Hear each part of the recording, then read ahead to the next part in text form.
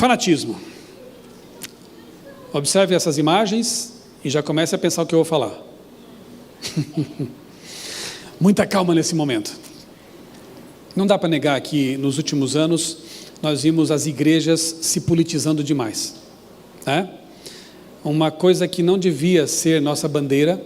A nossa bandeira é a de Cristo, a pregação do Evangelho, é a volta de Jesus.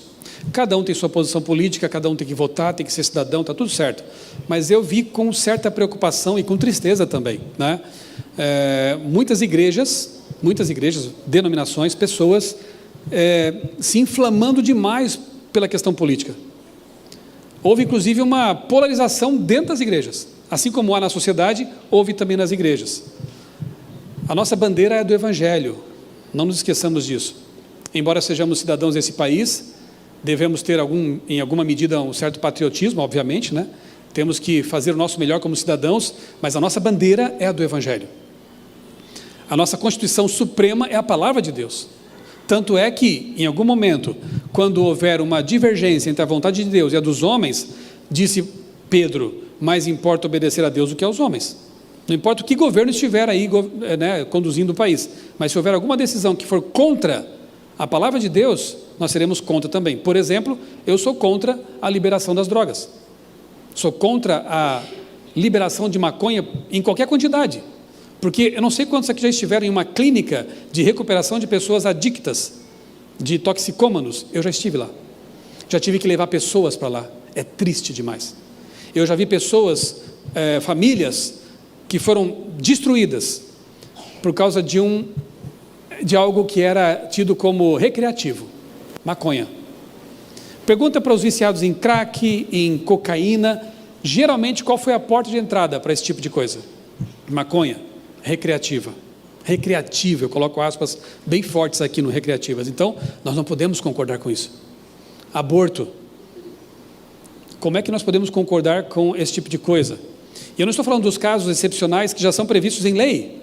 Estupro, malformação fetal, risco de morte para a mãe, são questões de consciência, de foro íntimo. Eu estou falando do aborto indiscriminado. É uma vida que está sendo morta sem capacidade de defesa. Então, quando leis humanas se interpõem ali com a palavra de Deus, com a vontade de Deus, nós não podemos nos posicionar com as leis humanas, né? Eu lembro, por exemplo, da história do Adventismo. Nós temos exemplos em nossa história que são muito bonitos, de desobediência civil, inclusive. Por exemplo, o abolicionismo nos Estados Unidos. Os pioneiros, né, como Ellen White, Joseph Bates, o primeiro presidente da Associação Geral, esse pastor usou o terreno da casa dele para permitir que escravos fugitivos fossem para o Canadá. Olha que interessante. Ellen White dizia o seguinte, olha, havia uma lei naquele momento que permitia, que quase obrigava, na verdade, que se você encontrasse um escravo fugitivo, você deveria fazer com que ele fosse devolvido para o seu senhor. Ellen White disse, não façamos isso. Ou seja, desobedeçamos o Estado. E ela considerava o racismo um crime hediondo, né, um pecado hediondo, melhor dizendo, passível de disciplina na igreja. Olha que coisa. Numa nação que, infelizmente, né, tinha muito forte isso, o racismo, os nossos pioneiros eram abolicionistas anti-racismo. Um dos filhos de Ellen White fez um trabalho lindo no rio Mississippi, lá com o navio Morning Star, alfabetizando negros recém-alforriados. Porque de que adiantava liberá-los, mas eles não tinham lá as vantagens de um estudo, de educação, de poder trabalhar. Um dos nossos pioneiros, filho de Ellen White, trabalhou alfabetizando negros lá na região do Mississippi. Isso é ser cristão de verdade. Se o Estado nos obriga a desobedecer a palavra de Deus e a agir sem amor, sem solidariedade, nós vamos ser contra o Estado. Esse vídeo pode ser usado contra mim no futuro. Mas eu não vou voltar atrás. O que eu estou falando com convicção.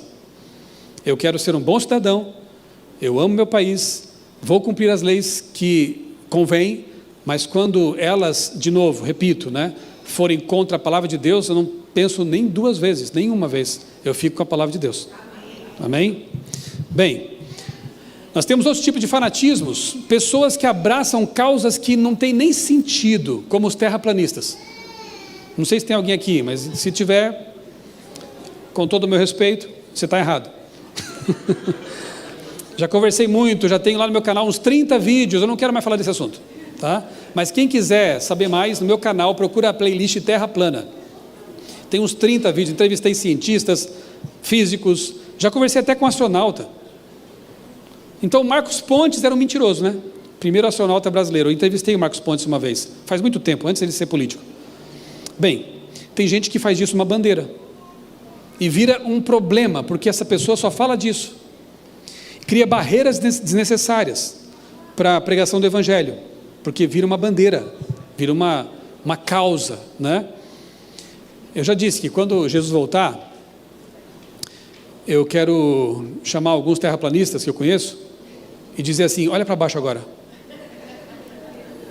Claro que eu espero que eles sejam salvos também, né? Então a gente está subindo, eu vou dizer, olha para baixo, olha agora para baixo. Vai ver a lua, vai ver a terra, estamos subindo para Nova Jerusalém, né? E aí, ou ele vai dizer que está dopado, ou ele vai ter que admitir, pois é, eu estava errado. Bem, deixando as brincadeiras de lado, não me importa se você crê nisso ou não, mas não faça disso uma bandeira. Não vire um fanático que, em lugar de usar as redes sociais para falar de Jesus, da Bíblia, da salvação, fala dessas coisas, que só criam barreiras. Teve gente que fez do tema da vacina uma bandeira, não foi verdade? De novo, não vou entrar aqui nessa questão, a vacina para Covid era experimental, não sei o quê, não vou entrar nesse mérito, né? Eu sei que as autoridades tiveram pouco tempo para resolver um assunto e fizeram muitas coisas que não convinham, né?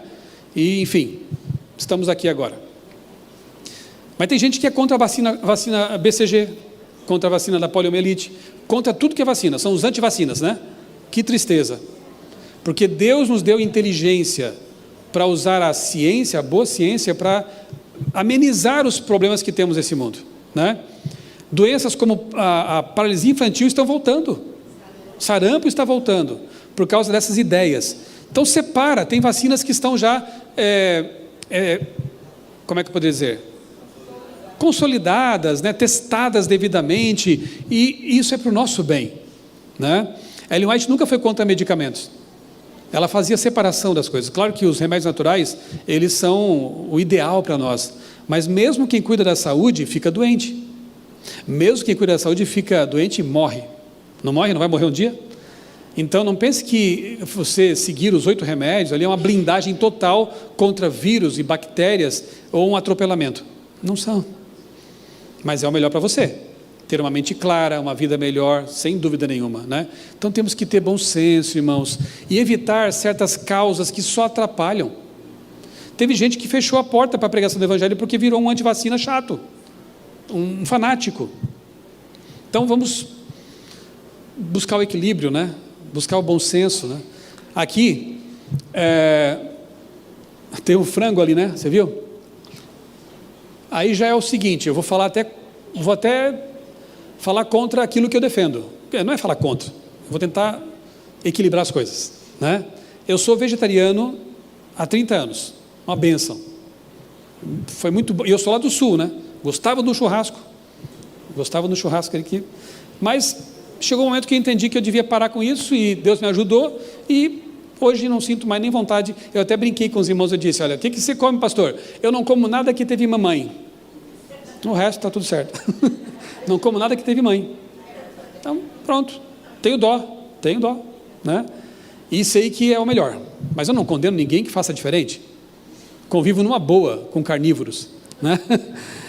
Acontece que essa história que eu vou contar é real, tá, gente? Eu vou omitir nomes, claro, mas é real. Certa ocasião, minha esposa e eu estávamos, e continuamos estando, né, com muitas pessoas para dar estudo bíblico. E eu gosto disso. Eu tenho 2 classes bíblicas toda semana virtual, e temos uma classe bíblica presencial da nossa igreja lá em Tatuí. Amanhã teremos mais uma lição lá. Temos umas 10 pessoas estudando a Bíblia com a gente, é uma coisa maravilhosa. Bem, e eu faço questão porque é um jeito de você estar envolvido na missão diretamente. Não adianta só falar, pregar para um monte de gente e ir embora e não ter a sua missão pessoal. E quando você vê pessoas sendo transformadas pelo Evangelho, você cresce mais na fé. É maravilhoso. Enfim, uma certa ocasião, alguns anos atrás, minha esposa e eu pedimos para um casal assumir um estudo bíblico que nós não conseguiríamos dar, porque já estávamos com a agenda lotada. Aí, o casal disse assim: pastor, desculpa, mas não vamos poder assumir, porque pelo que você disse, esse casal só pode ter estudo bíblico à noite, tarde da noite, porque eles trabalham e tudo mais. Sim, era um estudo para fazer depois das 9 da noite. E nós temos que dormir no horário certo. Temos que dormir cedo. Eu respirei fundo e só pensei uma coisa na hora: quantas madrugadas Jesus ficou acordado orando por vocês, por mim? Não era verdade que ele tinha esse hábito? Em João 17, ele ora por nós. Não ora só por esses aqui, mas por todos os que vão crer. Jesus dedicou noites em claro para orar por nós. É claro que é bom dormir cedo, é claro que é um remédio natural, mas há momentos que não dá. Jesus, ele desviou, se eu não me engano, foram 50 quilômetros da caminhada que iriam fazer para estar meio-dia num poço, na borda de um poço, morrendo de fome, morrendo de sede. Eu acho que ele não tomou 8 copos naquele dia. E, né, para encontrar uma mulher ali para pregar para ela. E ele esquece a fome, ele esquece a sede. Uma alma, uma pessoa, vale muito mais do que o nosso conforto. Concorda comigo? Aí eu vejo um fanatismo ridículo. Me perdoe a expressão, mas para mim isso é ridículo. É você colocar isso acima das pessoas. Pastor, você nunca comeria carne? Não estou dizendo isso. Se eu for visitar alguém, né, que me oferece um prato de comida que não seja imundo, claro, né, e é um ato de solidariedade, de bondade, de amizade, uma outra cultura, sei lá, óbvio que eu vou olhar primeiro para a salvação daquela pessoa, para o amor com que eu tenho que amá-la. Enfim, eu quero ser como Jesus, né? Eu não quero que tabus, fanatismos, regras humanas se interponham entre mim e as pessoas que têm que ser alcançadas. Esse é o ponto. O diabo, ele é muito esperto, né? Dizer isso é chover no molhado. Então ele leva a pessoa ou para o legalismo absurdo, como esses aqui, ou leva as pessoas para o liberalismo, né? Vale tudo. Cuidado, vamos procurar o equilíbrio. Sabendo que quando eu falo equilíbrio, não estou dizendo mornidão, já vou falar sobre isso também, tá? É o equilíbrio de ideias, né? O equilíbrio de postura cristã. Imitar Jesus, sejamos como Jesus. Aí tudo vai dar certo, sejamos como Jesus, né?